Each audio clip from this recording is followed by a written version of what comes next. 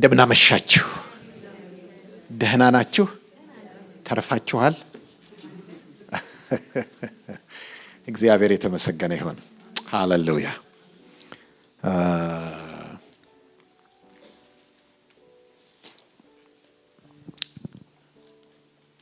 ምንም መገለጥ የማያስፈልገው ነገር ቢኖር በጌታ መገኘት ውስጥ መሆናችን። አሜን።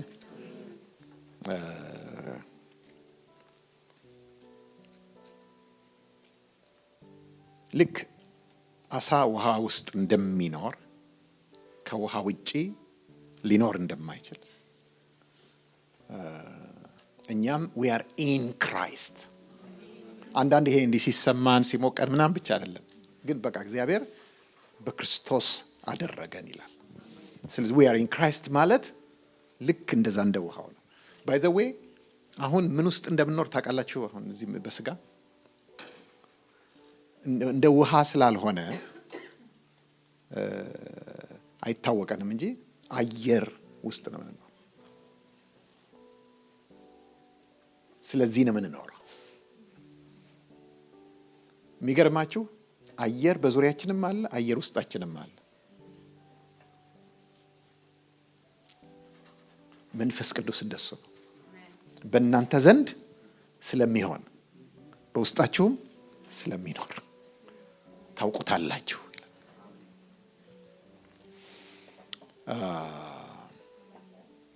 ስለዚህ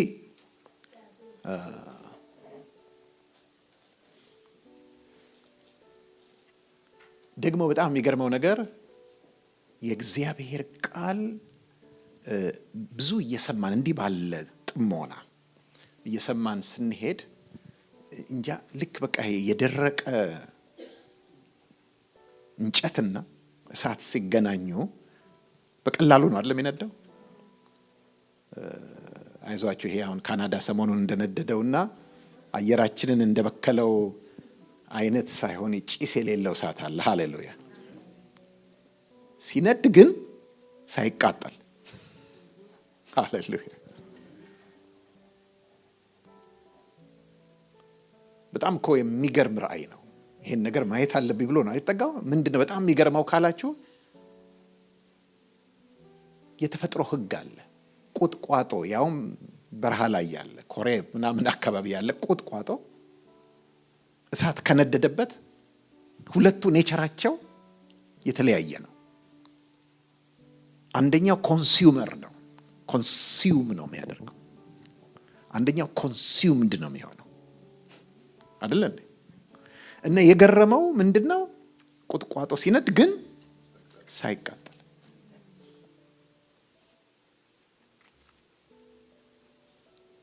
ወገኖች የሚገርም ነገር ነው። መለኮት መጥቶብን የሚባላ እሳት የተባለው አይገርማችሁ? ከሱ ጋር እኮ ነው የምንኖረው።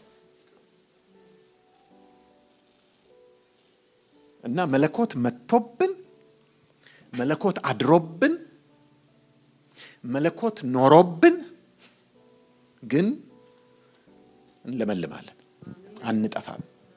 ሃሌሉያ። ይሄ በጣም የሚገርም ነገር ነው። ስለዚህ እግዚአብሔር እየተናገረን ነው። ይቀጥላል። መጽሐፍ ቅዱሳችሁን ማቴዎስ ምዕራፍ 6 ከቁጥር 19 አንስቶ እስከ 34 ያለውን ትገልጣላችሁ።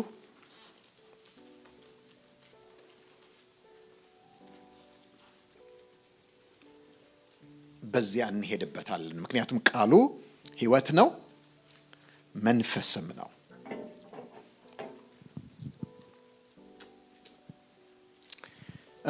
ወደ ኋላ ልመልሳችሁ።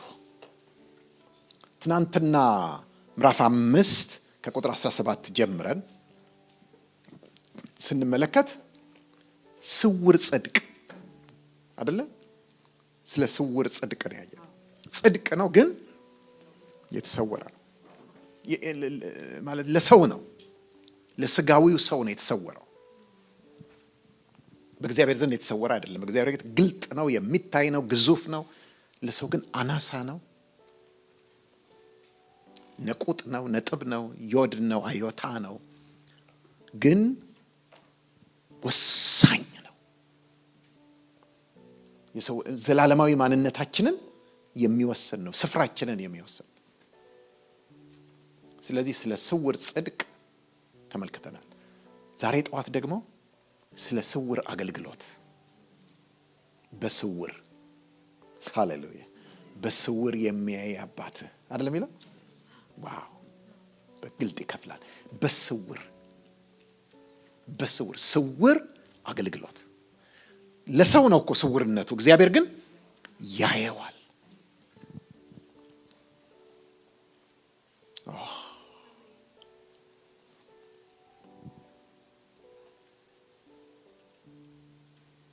እንደተነጋገር ነው። ይሄ ዝም ብሎ ሴረሞኒ አይደለም፣ ትራንስፎርሜሽን ነው፣ ፓራዳይም ሽፍት ነው፣ የአስተሳሰብ ልቀት የሚያመጣ ነው። መርህ ነው፣ የህይወት የኪንግደም ፕሪንሲፕል።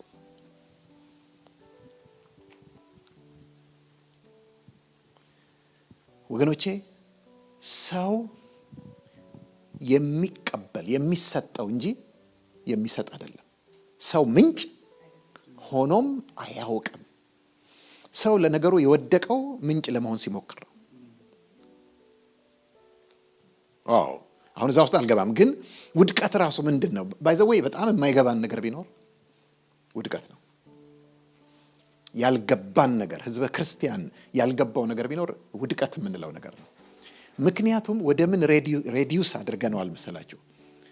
ሳይቸግረው በቃ አትብላ የተባለውን ያን ዛፍ ፍሬ በልቶ ሔዋን ናት እሷ አታለች በልቶ ይሄ ሁሉ ጣጣ መጣብን አይደል የምንለው? አይደል እንዴ? ምን አላችሁ እንዴ ሌላ ነገር? በቃ ይሄ ነው አይደል እንዴ ውድቀት? ስለዚህ ምን ይሆንብናል? ጥፋቱና ቅጣቱ የማይመጣጥ እውነት አይደለም? እንደው የእግዚአብሔር ቃል ስለሆነ እናምነዋል እንላለን እንጂ ኮንቪንስ አያረገንም አይደል እንዴ? እስቲ አንቺ ለትንሽ ልጅሽ ይሄንን ማሳመን ትችያለሽ? የሆነ አፕል የሆነ እንትን ስለበላ ይሄ ሁሉ ዛሬ ዓለም ላይ የምናየው ነገር ይሄ ሁሉ ወገኖቼ ውድቀት ስላልገባን ነው። ውድቀት በጣም በጣም ጠሊቅ ነው። ለዚህ ነው እኔ አንድ መርህ አለኝ፣ አባባል የውድቀታችን ጥልቀት ካልገባን የድነታችንን ምጥቀት ማድነቅ አንችልም። የድነታችንን ምጥቀት ማድነቅ የምንችለው የውድቀቱን ጥልቀት ስናውቅ። ልክ ነው እኮ ስናነበው እንደዛ ነው አይደል የሚለው። ግን እንደምናስበው ዝም ብሎ የሆነ አንድ ፍሬ ዲስኦቢዲየንስ አይደለም ይመስለን አይደለም። መተላለፍ፣ በደል፣ ዲስኦቢዲየንስ አርገን ነው የምናየው። አትብላ ተባለ በላ፣ ዲስኦቢዲየንስ።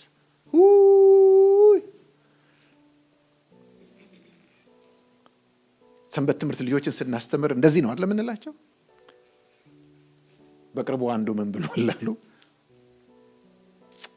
እንደው እዛ የደንገነት የነበሩት የመጀመሪያዎቹን ሰዎች አለ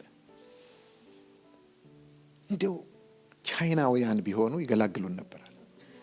ፍሬውን ሳይሆን እባቡን ይበሉት ነበራል።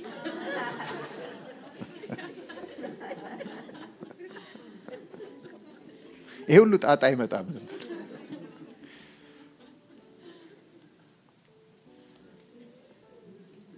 ግን ወገኖቼ የውድቀት ሚስጥር ያለው እዛ ጋር አይደለም።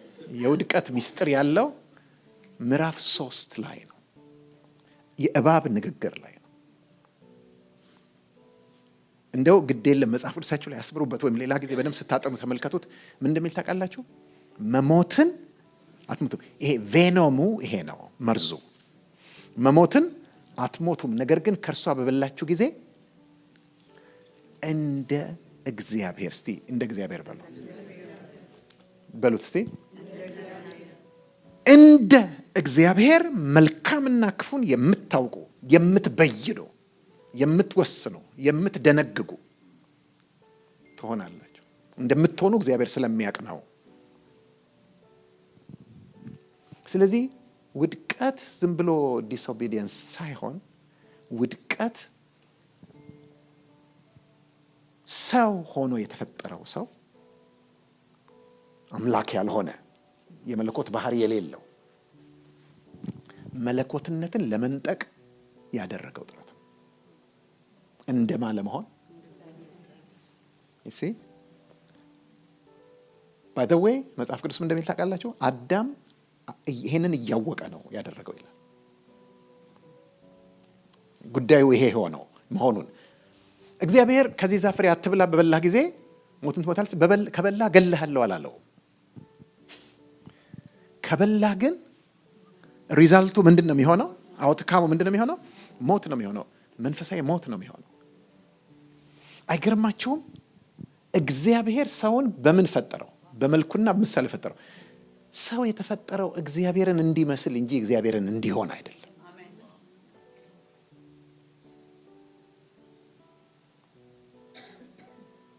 ሰው ግን የፈለገው ምንድነው? አዳም አውቆ ነው ያልኳችሁ። አንደኛ ጢሞቴዎስ ምዕራፍ 2 ላይ ብትሄዱ አዳም ምን አልሆነም? ኧረ ቃሉ እንዴት ነው?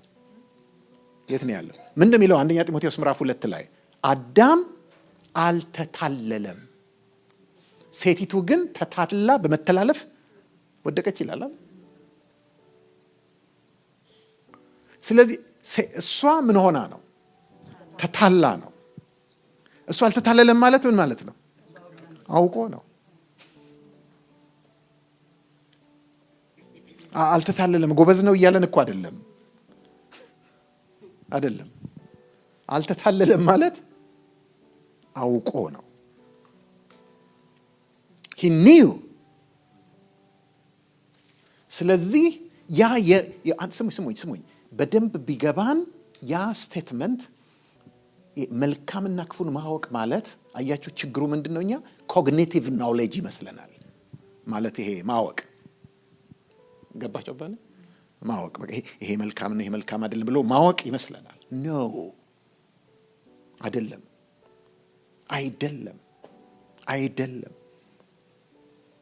እዚያ ጋር ማወቅ በጣም የተለየ ትርጉም አለው። ምክንያቱም ሄዳችሁ በግሪኩ ብታዩት በሴፕቱአጀንት በሚባለው ትርጉም በግሪኩ ሄዳችሁ ብታዩት ምንድነው የሚለው? ግኖስኮ የሚል የግሪክ ቃል በግሪክ ቋንቋ ውስጥ ማወቅ ሁለት አይነት ነው። አንደኛው ኢንፎርማቲቭ ነው፣ ሁለተኛው ኤክስፒሪየንስ ነው። ግኖስኮ ኢንፎርማቲቭ ኢንፎርሜሽን አይደለም፣ ኤክስፒሪየንስ ነው። እንዴት አወቅክ አትሉኝም?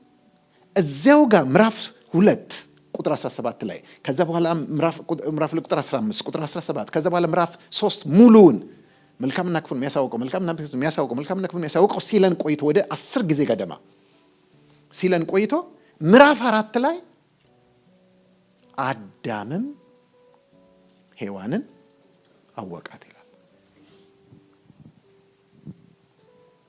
እርግጥ አንዳንዶች መጽሐፍ ቅዱስ እኮ ሲያነቡ በጥልቀት ስለማያነቡ ይሸወዳሉ። አንድ ወንድም አንድ ጊዜ ፕሮግራም ሲመራ ይሄንን ጥቅስ ጠቅሶ እንደዚህ በቃ ብዙ ሰው ያለበት ነው ወገኖች ያለ አዳር ጸሎት ነው ወገኖች ያለ አዳምም ሔዋንን አወቃት ይላል። አሁን ስንቶቻችን እንተዋወቃለን?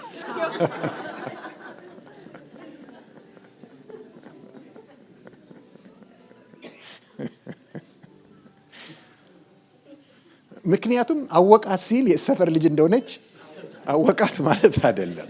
ምክንያቱም የሚቀጥለው አረፍተ ነገር ምንድነው የሚለው? እሷም ጸነሰች ይላል።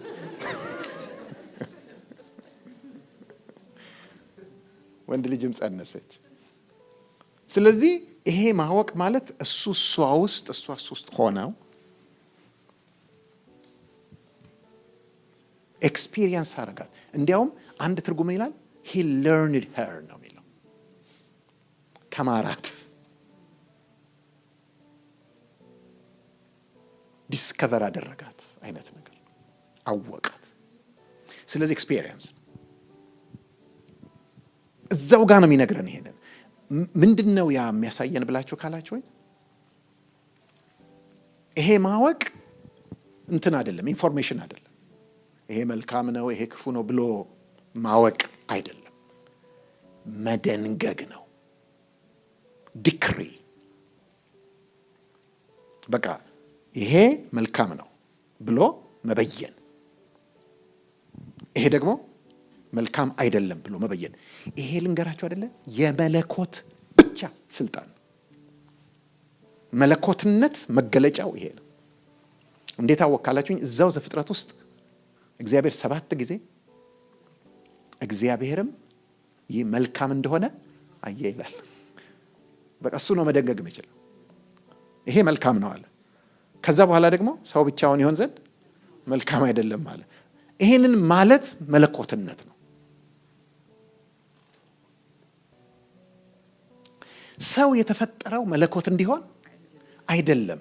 ነገር ግን የተፈጠረው መለኮት መልካም ያለውን ሁሉ መልካም እንዲል፣ መለኮት ክፉ ያለውን ሁሉ ክፉ እንዲል፣ አብሶሉት ዲፔንደንስ ኦቤዲየንስ እንዲኖረው ነው። ለዚህ እኮ ነው ፊልጵስዩስ ላይ ምዕራፍ 2 ላይ ጳውሎስ ምን ይላል መሰላችሁ? እርሱ በእግዚአብሔር መልክ ሲኖር ሳለ ከእግዚአብሔር ጋር መተካከልን መቀማት እንደሚገባ ወይም መቀማት እንደሚገባ አድርጎ አልቆጠረውም ይላል አለ። ተመልከቱ፣ አንዱ ሲቀማ አንዱ ግን መቀማትን እንደሚገባ አድርጎ ሲቆጥር ታያላችሁ። መለኮት ሆኖ ይገባቸዋል። ያንን በሰው መልክ መምጣቱን በባሪያ መልክ መያዙን ሲቀበል ታያላችሁ ኢየሱስ። ይሄ ደግሞ ያልሆነውን መለኮታዊ ባህሪ የሌለው ግን መለኮትን ለመቀማት ሲሄድ ታያላችሁ። አዳምና ክርስቶስን እዛ ጋር ነው የምታያቸው። ኦኬ፣ ለዚህ ነው ባይ ዘ ዌይ አንድ ነገር ልንገራችሁ። በዚህ ምድር ላይ ስትኖሩ ማለት ትክክለኛ ሰው እግዚአብሔር ሰው የሚለው ክርስቶስን የሚመስል ሰው ማለት ምን ማለት ነው ታውቃላችሁ? ዓለም የራሷ ዴፊኒሽን አላት አይደል እንዴ? ሁላችንን ከልጅነታችን ጀምሮ በአራቱ ቤቶች የቀረጸች። አራቱን ቤቶች ታውቋቸዋላችሁ? ቤተሰብ አንዱ ቤት ቤተሰብ፣ ሁለተኛው ቤተ ትምህርት፣ ሶስተኛው ቤተ ክርስቲያን ወይም ቤተ መቅደስ ኦር ቤተ እምነት፣ አምስተኛው ቤተ መንግስት። በፖሊሲ አይደል የተቀረጽ ነው አይደል እንዴ? ይገባቸዋል አባባሌ? እነዚህ አራቱ ቤቶች ሰውን የሚቀርጹ ናቸው። ስለዚህ በደንብ ተደርገን ተቀርጸናል። ምን የራሳችን መልካም አለን አይደል እንዴ? የራሳችን ክፉ አለን የለንም? አለን።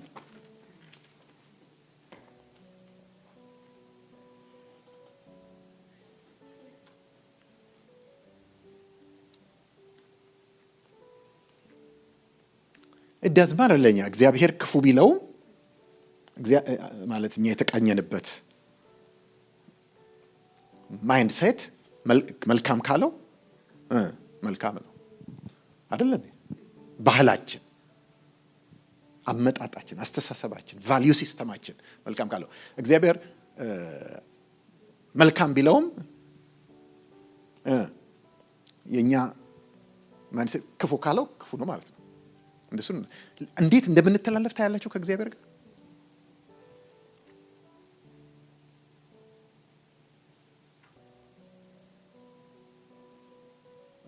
ስለዚህ ትክክለኛ ክርስቶስን የሚመስል ሰው የምንሆነው ባህሉ፣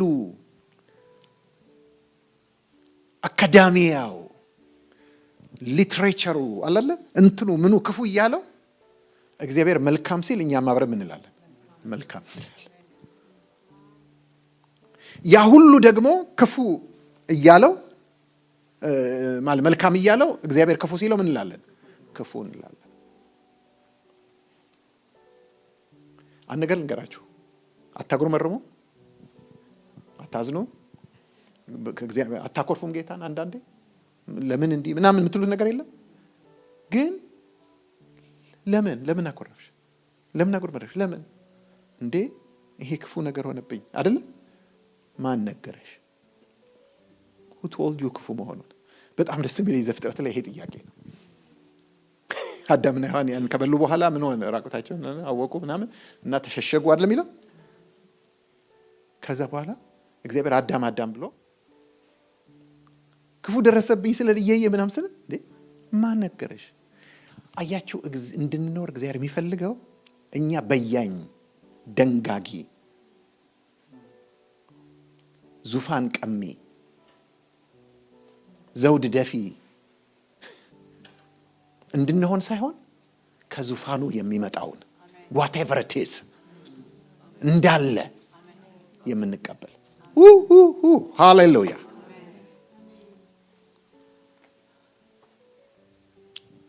ኢየሱስ ኖሮ አሳይቶናል። ይሄ ማለት ምን ማለት እንደሆነ የዓለም መንግስታትና ክብራቸው ዋው እነዛን ሁሉ አይቶ ይሄ ሁሉ ያንተ ይሆናል ሲባል ሂድ አንተ ሰይጣን አለ።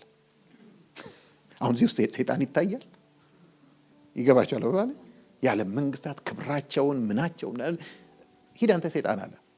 ከዛ በኋላ ደግሞ መራራ ጽዋ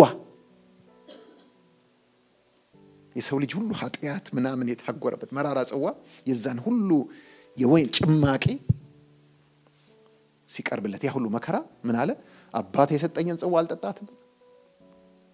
ዋው! ይሄንን መራራውን ከአባቴ ነው አለ። ያ ደግሞ ያንን ግሎሪ ከሰይጣን ነው አለ። ወገኖቼ ትልቁ ችግራችን ያለው አይምሮአችን ላይ ነው። እኛ ዓለም የሚለውን ነው የምንለው።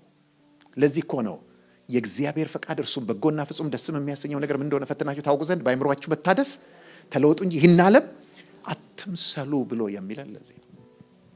ኦኬ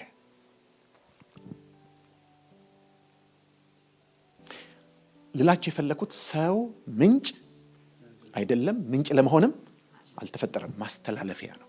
ምንጩ ማን ነው? ባይዘው ያን ነገር ልንገራችሁ። ስሙኝ፣ ይሄን ስሙኝ፣ ያዙት ነው ላይ ጌታ ኢየሱስ ክርስቶስ እስከመጣበት ጊዜ ድረስ የአባት ስነ መለኮት አይታወቅም። በብሉይ ኪዳን እግዚአብሔርን አባት ብሎ ማለት የተለመደ አይደለም፣ ብዙ አይታወቅም። ስሙኝ ወገኖቼ፣ በዚህ በማቴዎስ 5:6-7 ውስጥ ብቻ 17 ጊዜ አባት የሚለውን ቃል ጌታ ተጠቅሟል። ከኔ ማጀን ለመጀመሪያ ጊዜ ያመጣው ይሄንን የአባት ነገረ መለኮትን ኢየሱስ ክርስቶስ። እኔ እንዳለ ይሄን የተራራውን ስብከት ወይም sermon of the mount በሙሉ ሳየው it's all about the father።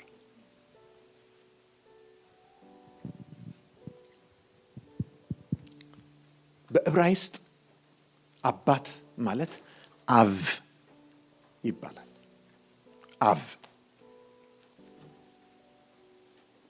ትርጉሙ ነው ደስ የሚለኝ፣ ምንጭ ማለት ነው። ሃሌሉያ አሜን። አባቴ ስትል ምንጬ፣ መገኛዬ። ትክክለኛ እኮ ስም አለ እንዴ? በአባቱ ወገብ ነበር አይደል የሚለው? ምንጭ ነው ወገኖቼ። ልንገራችሁ፣ እግዚአብሔር አብ ነው፣ አባት ነው፣ ምንጭ ነው። ምንድነው የሚያሳዝነው ልቡን የሚሰብረው ነገር ካላችሁኝ፣ ሌላ ምንጭ ስንፈልግ ነው። ሕዝቤ ሁለቱን መጨረሻ ክፉ ነገር አድርገዋል። አንደኛ እኔ የህይወት ውሃ ምንጭ ሆንኩትን ምን አድርገዋል? ትተዋል። እሱ አንድ ነገር ነው አለ። ሁለተኛ ደግሞ ውሃ ይይዙ ዘንድ የማይችሉ ተሰንጥቀው የሚያፈሱ ማቋሪያዎችን፣ ጉድጓዶችን እንትን እኮ ነው። ይሄ የውሃ ምን እንደሚሰራ አሁን ኢትዮጵያ ውስጥ ብዙ ጊዜ ይሰራል። ይሄ ድርቅ የሚያጠቃቸው አካባቢዎች ውሃ ኮንሰርቭ ለማድረግ የሚያቅሰው አለ። ምን እንደሚባለው የሚባለው እንደ ውሃ በክረምት የሚመጣ የሚዘንበውን እንደ ሪዘርቮይር ነገር የሚሰሩ ስራዎች አሉ። ስለዚህ በቃ ይሄንን አሉ። እግዚአብሔር እኔ የዝናብ ሰጣቸዋለሁ በጊዜው ብሏል። እነሱ ግን አዲስ ቴክኖሎጂ ብለው እንትን መቆፈር ምናምን ጀመሩ። ግን ክራክ እያረጋ እንትኑ ውሃው እንዳለ ምንድነው? ሁለት ኃጢአትን ያደረጉታል። አንደኛ እኔን የሕይወት ውሃ ምንጭ ትተውኛል። ሁለተኛ ደግሞ ውሃ ሊይዙ የማይችሉ ምንጮች እንትን ጉድጓዶችን ለራሳቸው። ዋው ወገኖቼ፣ እግዚአብሔር ከልብ የሚያዝነው ሌላ ምንጭ ስናስብ። ስለዚህ ሰው ምንጭ አይደለም፣ የምንም ነገር ምንጭ አይደለም። ስለዚህ የተመለከትነው ምንድን ነው? ከሱ እንድንፈልግ ነው፣ እሱ እንዲያየን።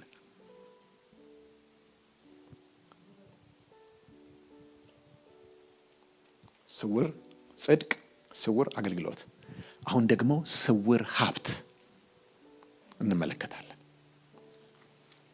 ምዕራፍ 6 ከቁጥር 19 እስከ 34 ቶሎ ቶሎ ነው የምናየው። ስውር ሀብት ምን ማለት እንደሆነ ልንገራችሁ። አሁን ስለ ስውር ጽድቅ ስታስቡ ከዚህ በኋላ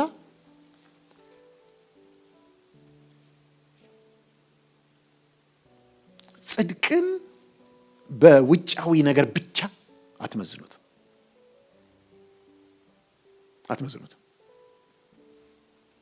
አንዳንድ ጊዜ በተለይ ድሮ አይታችሁ እንደሆነ አይቶ አላለ ሰዎችን አለባበሳቸውን፣ ሄር ስታይላቸውን ምናምን ይና ዓለማዊ እንል ነበርኩ። ትዝ አይልም? እንደዛ ነበር። እናንተ እንኳን ደህና ነበራችሁ። እኛ ጋር ችግር ነበር። ሱሪ የለበሰች ሴት ማይ ጉድነስ አልደረሳችሁበትም? በል ያለሽ እዛ ጋር ታውቂያለሽ አንቺ። ከመድረክ ተጎትቶ ሁሉ ይወርድ ነበር። እንዲህ ልታገለጊ መስሎሻል? ጆሮ ጌጥ፣ ሊፕስቲክ ትልቅ ነውር ነበሩ። እኔ በአገልግሎት በጀመርኩበት ጊዜ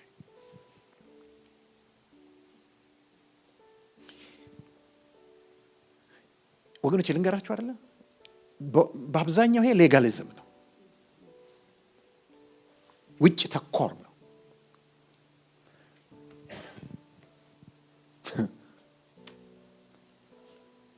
የእግዚአብሔር ጽድቅ ሲገባን አይናችንን ከሰዎች ውጫዊ አፒራንስ ላይ እናነሳለን፣ ልብ ተኮር እንሆናለን።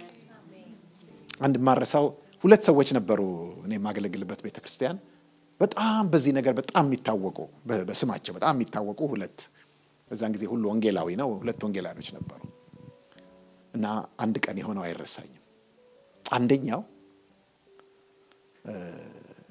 የኔ አማቾች የባለቤቴ እንትኖች ከድሮ ጀምሮ ከድሮ ጀምሮ ቤታቸው ቤተክርስቲያን ነው፣ ብዙ ሰው ይሰበሰባል ምናምን። የሆኑ ሰዎችን ወንጌል ሰብከው አምጥተው ደህንነት አስተምረው ከዛ ለመንፈስ ቅዱስ ሙላት እንዲጸልይላቸው አንደኛውን ወንጌላዊ ጋበዙት እና አይረሳኝም። ይጸልያል ለመንፈስ ቅዱስ ሙላት ስለሚጸልይ የተጋበዘው እና ፊት ለፊት ቁጭ ብላለች። ይሄን ሰፌድ የሚያህል ጆሮ ጌጥ ምናምን አላት፣ ሊፕስቲክ አላት፣ ይሄ እጇ ሸዋሊያ ምናምን እንትን ምናምን ያላት ናት። ቁጭ ብላ ትሰማለች። ሄይ አንቺ አላት፣ ይሄን ኮተትሽን መጀመሪያ አስወግጂ አላት። ሴትዮዋም እንዳለች ተቀርጾ ዝም ብላ አርፈ ስበክ አያገባህም አለችው። ከዛ እሱም ደነገጠ፣ ስብከቱን ቀጠለ። ከዛ ለመንፈስ ቅዱስ ሙላት ሲጸልይ የመጀመሪያ የተሞላችው እና በልሳን የተናገረችው እሷ ናት። ዝም ብለህ እንትን ተውና አርፈ ስብከትን ስበክ አለች።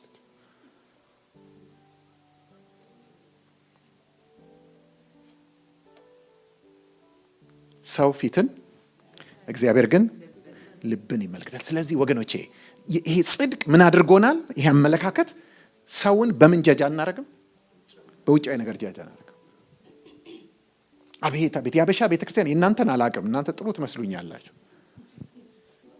ትልቅ ትላልቅ ኢሹዎች እኮ መነጋገሪያ ኢሹዎች እንትና ልጅ እኮ ይሄ የተተለተለ ሱሪ ታረጋለች።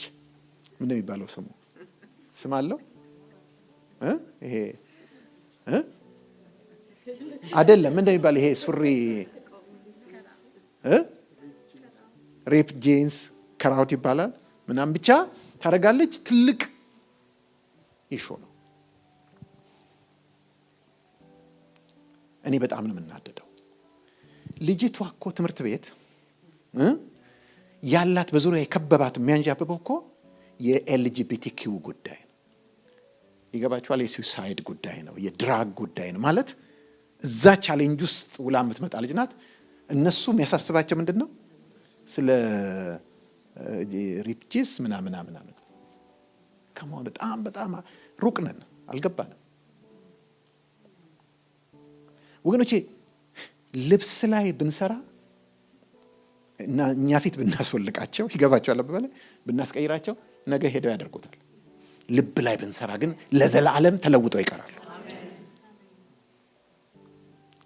ወገኖቼ ቤተክርስቲያን ትኩረቷ መሆን ያለበት ምንድን ነው? ልብ ነው።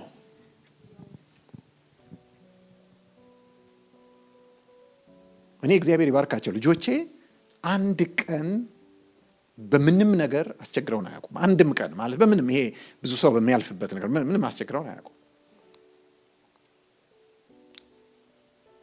እኔ ግን ሬዲ ነኝ ቢመጣ ኖረው። አሁን ትላልቅ ሆነዋል። ቢመጣ ራስ ታላረግ ነው ጸጉሬን ቢለኝ ይገባችኋል? ታቱልስ እንትን ላረግ ነው ብትለኝ እንትን ምናምን ላረግ ነው አላለ ሚሉ ተዘጋጅቼ ነበር የጠበኳቸው። አብረን እናረጋለን።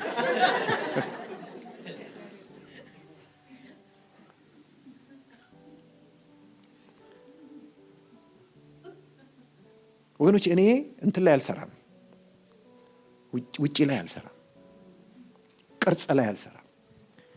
እኔ የሚያሳስበኝ ልብ ነው። ፓስተር ሲያዩ፣ ሽማግሌ ሲያዩ፣ አገልጋል ሲያዩ የሚሳቀቁና የሚስተካከሉ ልጆች አይደለም ማፍራት የምፈልገው። እግዚአብሔርን ሲያዩ የሚስተካከሉ፣ እግዚአብሔርን ሲያዩ የሚሸማቀቁ፣ በቃ እግዚአብሔርን የሚፈሩ። ምን ማለት መሰላችሁ?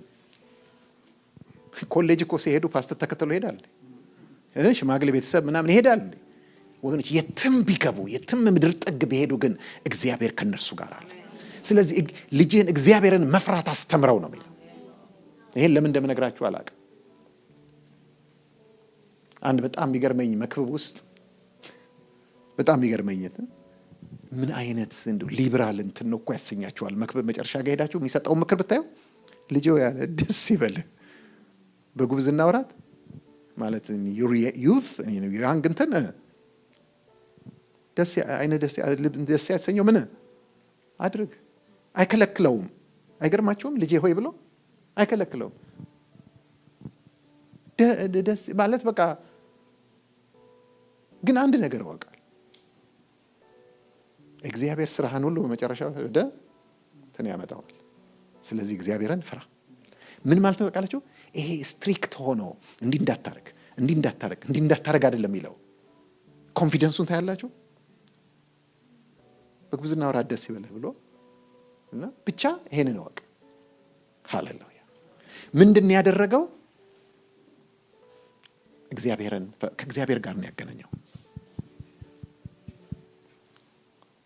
ስለዚህ ወገኖቼ የውስጥን ጽድቅ የውስጥ ስውር የሆነን አገልግሎት እንደ መርህ አድርገን ልንወስደው ይገባል። ኦኬ